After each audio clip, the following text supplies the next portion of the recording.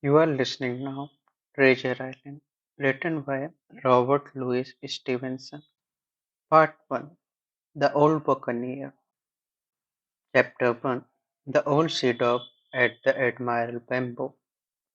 Squire Trelawney, Dr. Livesey, and rest of the gentlemen, having asked me to write down the whole particulars about Treasure Island, from the beginning to the end, keeping nothing back but the bearing of the island, and that only because there is treasure not yet lifted. I take up my pen in the year of grace 17 and go back to the time when my father kept the Admiral Benbow Inn, and the brown old seaman with the sabre cut first took up his lodging under our roof. I remember him as if it were yesterday, as he came plodding to the inn door, his sea chest following behind him in hand barrow. A tall, strong, heavy, nut-brown man, his tarry pigtail falling over the shoulder of his soiled blue coat, his hand ragged and scarred, with black broken nails and sabre cut across one cheek, a dirty livid white. I remember him looking round the cover and whistling to himself as he did so, and then breaking out in the old sea song that he sang so often afterwards. 15 men on the dead man's chest, yo ho, and bottle of rum, in the high, old tottering voice that seemed to have been tuned and broken at cups and bars. Then he rapped on the door with a bit of a stick-like handspike that he carried, and when my father appeared, called roughly for the glass of rum. This when it was brought to him, he drank slowly, like a connoisseur, lingering on the taste and still looking about him at the cliff and up at sideboard. "This is a handy cove," say he at length, "and a pleasant sitite grove shop. Much company, mate?" My father told him no, very little company, the more was the pity. "Well then," said he, "this is worth for me. Here, you matey," he cried to the man who trundled the barrow, "bring up the long side and help up my chest. I will stay here a bit," he continued. "I am a plain man. Rum and bacon and egg is what I want, and that head up there for to wash shape off. What you mought call me? You mought call me captain. Oh, I see what you are at there." And he threw down 3 or 4 gold pieces on the threshold. "You can tell me when I work through that," says he, looking as fierce as commander. And indeed, bad as his clothes were, and coarsely as he spoke, he had none of appearance of man who sailed before the mast, but seemed like a mate or skipper accustomed to be obeyed or to strike. The man who came with Varro told us the mail had set him down the morning before at Royal George, that he had inquired what inns there were along the coast, and hearing ours well spoken of, I suppose, and described as lonely, had chosen it from the others for his place of residence, and that was all we could learn of our guest. He was a very silent man by custom. All day he hung around the cove or upon the cliff with raised telescope. All evening he sat in the corner of the parlour next the fire and drank rum and water very strong. Mostly he would not speak when spoken to, only look up sudden and fierce and blow through his nose like a foghorn, and we and the pupil who come about our house soon learned to let him be. Every day when he came back from his stroll, he would ask if any seafaring man had gone by along the road. At first we thought it was want of company of his own kind that made him ask this question, but at last we began to see he was desirous to avoid them.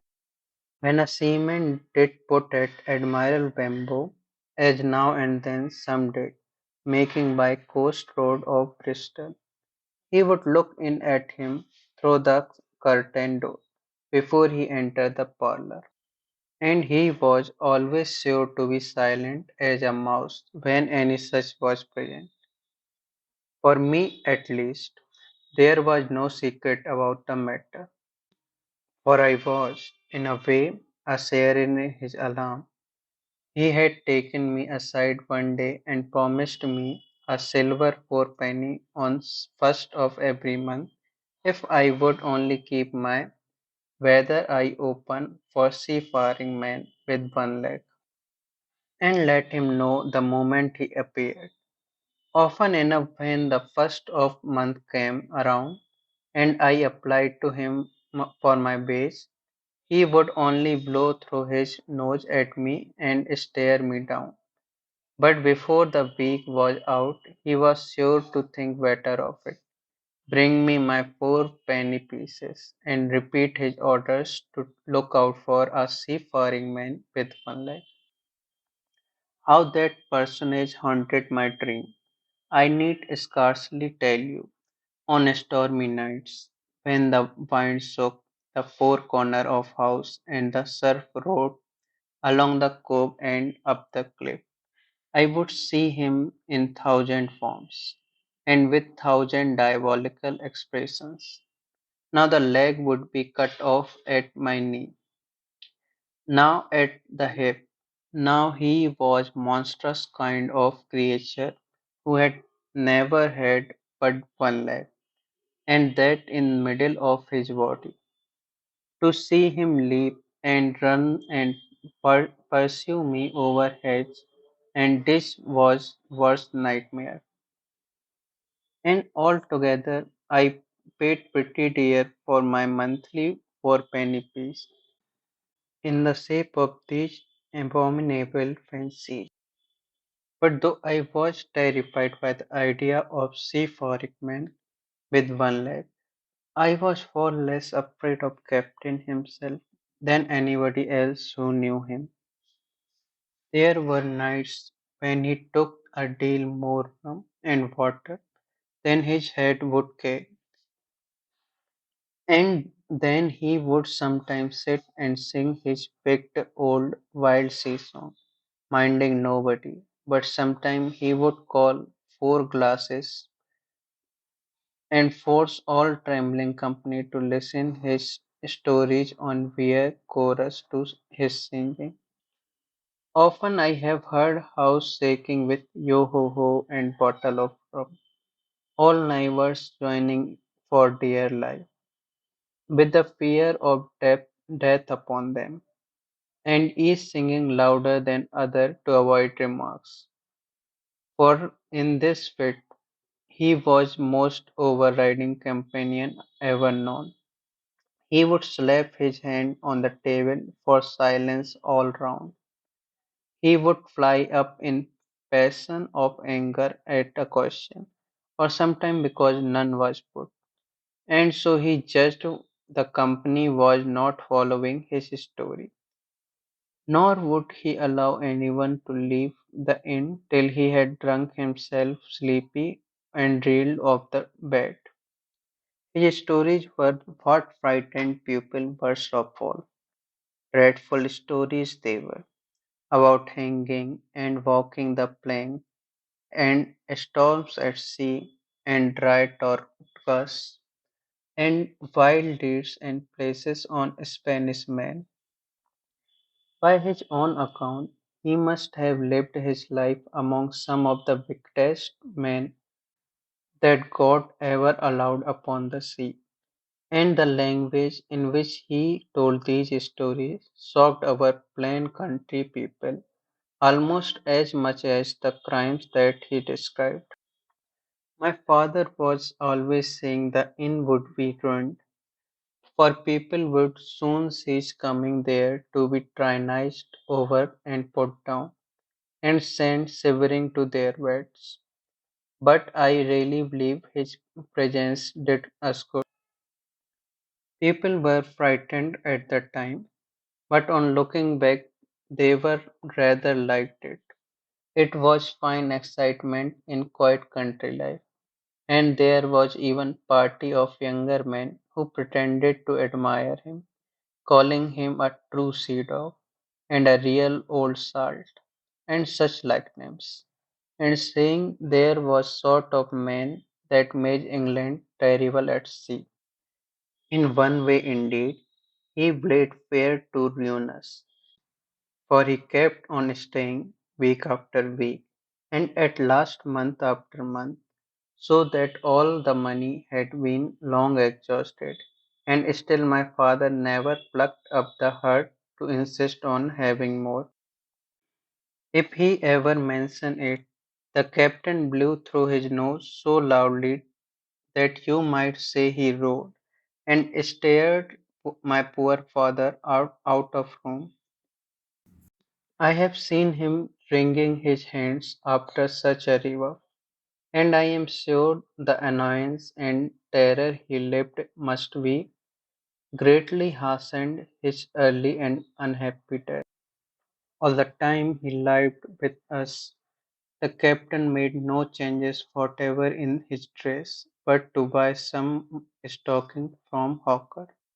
One of the cocks of his hat having fallen down, he let it hang from that day forth, though it was a great annoyance when it blew. I remember the appearance of his coat, which he patched himself upstairs in his room, and which, before the end, was nothing but patches. He never wrote or received a letter.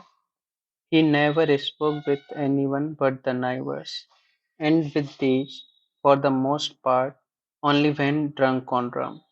The great sea chest none of us had ever seen open. He was only one crossed, and that was toward the end, when my father was gone and decline that took him off. Dr. Livesey came late one afternoon to see the patient, took a bit of dinner from my mother, and went into parlour to smoke a pipe until his horse should come down from the hamlet, for we had no stabling at the old Benbow. I followed him in, and I remember observing the contrast the neat, bright doctor, with his powder as white as snow, and his bright black eyes, and pleasant manner, made with courteous country folk, and above all, with the filthy, heavy, bleared scarecrow of a pirate of ours, sitting far gone in rum, with his arms on the table. Suddenly he, the captain that is, began to pipe up his eternal song. 15 men on the dead man's chest, yo ho ho, and a bottle of rum. Drink and the devil had done for the rest, yo ho ho, and a bottle of rum. At first I had supposed the dead man's chest to be that identical big box of his upstairs in front room, and the thought had been mingled in my nightmares with that one-legged seafaring man. But by this time we had all long ceased to pay any particular notice to the song. It was new that night, to nobody but Dr. Livesey, and on him I observed it did not produce any agreeable effect, for he looked up for a moment quite angrily before he went on with his talk old Taylor, the gardener, on a new cure for rheumatics. In meantime, the captain gradually brightened up his music and at last clapped his hand upon the table before him in a way we all knew meant to sigh. The voices stopped at once, all but Dr. Livesey. He went on as before, speaking clearly and quiet, and drawing briskly at his pipe between every word or two. The captain glared at him for a while, flapped his hand again, glared still harder, and at last broke out with villainous low oath. "Silence! There, between decks! Were you addressing me, sir?" says the doctor. And when the ruffian had told him, with another oath, that this was so, "I have only one thing to say to you, sir," replies the doctor, "that if you keep drinking rum, the world will be soon quit of very dirty scoundrel." The old fellow's fury was awful. He sprang to his feet, drew an open sailor clasp knife, and balancing it upon the palm of his hand, threatening to pin Doctor to the ball. The doctor never so much as moved. He spoke to him as before, over his shoulder, and in same tone of voice, rather high, so that all the room might hear, but perfectly calm and steady. "If you do not put that knife this instant in your pocket, I promise, upon my honour, you shall hang at next assize." Then followed a battle of looks between them, but the captain soon knuckled under, put up his weapon, and resumed his seat, grumbling like a beaten dog. "And now, sir," continued the doctor, "since I now know there's such a fellow in my district, you may count I will have an eye upon you day and night. I am not a doctor only, I am a magistrate, and if I catch a breath of complaint against you, if it's only for a piece of incivility like tonight's, I will take effectual means to have you hunted down and routed out of this. Let the suffice." Soon after Dr. Livesey's horse came to the door, he rode away, but the captain held his peace that evening, and for many evenings to come.